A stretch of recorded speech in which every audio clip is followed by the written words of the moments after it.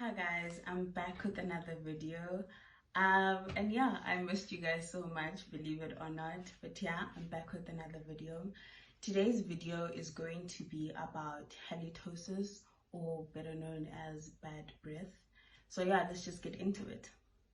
So the causes of bad breath are starvation, which is usually like a situational thing or like a momentary thing and not like chronic bad breath.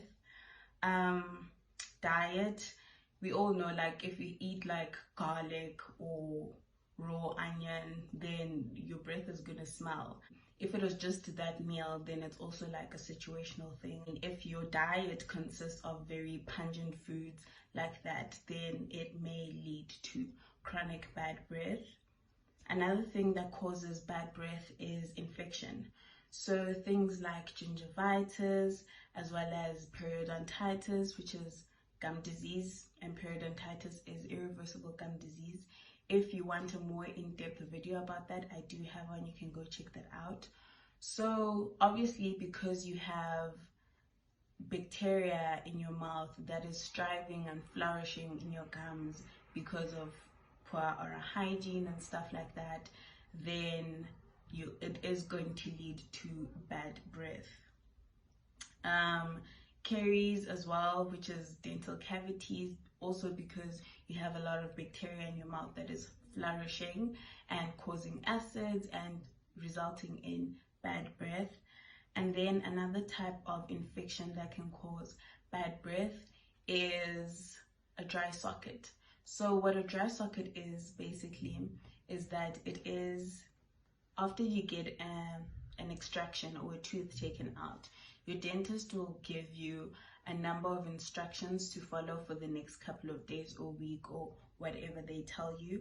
So they will tell you, like, rinse your mouth with salt water for the next 7 days. Don't drink with the straw because you may dislodge the clot, which is there to start the healing process. And if you're a smoker, they'll tell you don't smoke for the next 4 days or whatever. And if you don't follow those instructions, then it may lead to a disruption in the healing process, like dislodging the clot that's meant to form in the socket where the tooth was taken out, and that could result in a very bad infection. And a dry socket smells, it's really bad, and it's also very painful. So yeah, side note guys, if you're given instructions by your dentist or your oral hygienist, please follow them to avoid things like that, because you don't want to put yourself in more pain than you need to be in. So yeah, and obviously the cause that basically results in most infections is poor oral hygiene. So if you're not brushing the way you're supposed to be brushing and you're not flossing, then you are going to start developing infections in your mouth, like gum disease, like dental cavities, and those could result in having bad breath. So guys, I've been preaching this and I will continue to preach this. Prevention will always be 100% better than cure, and cheaper than cure.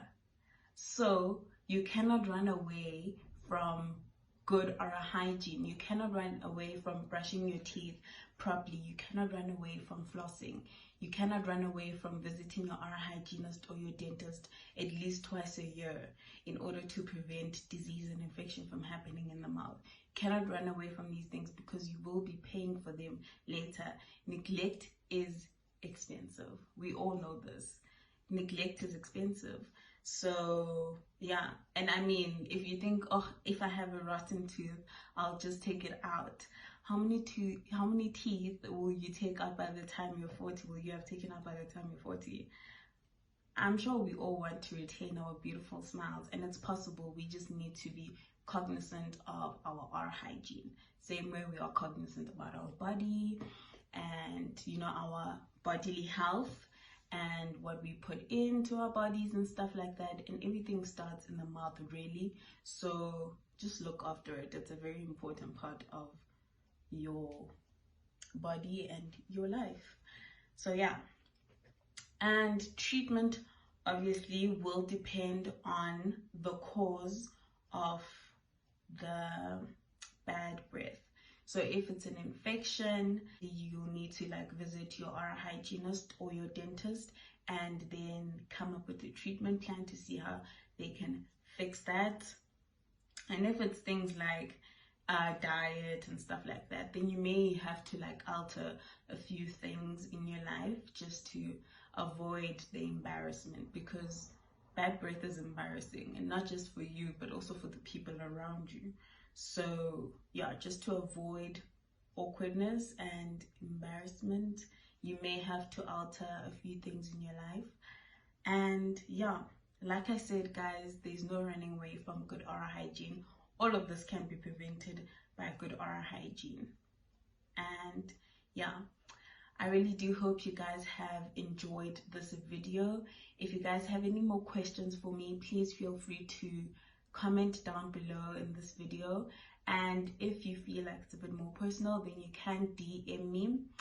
Oh yeah, and disclaimer, sorry guys, please remember to take everything I say with a pinch of salt.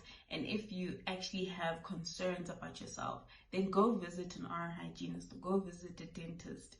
And yeah, and like just don't just brush it off and think it's gonna go away on its own. Chances are it's probably not. So yeah, just take initiative and do that for yourself. Yeah, I'll see you guys next time with my next video. Bye.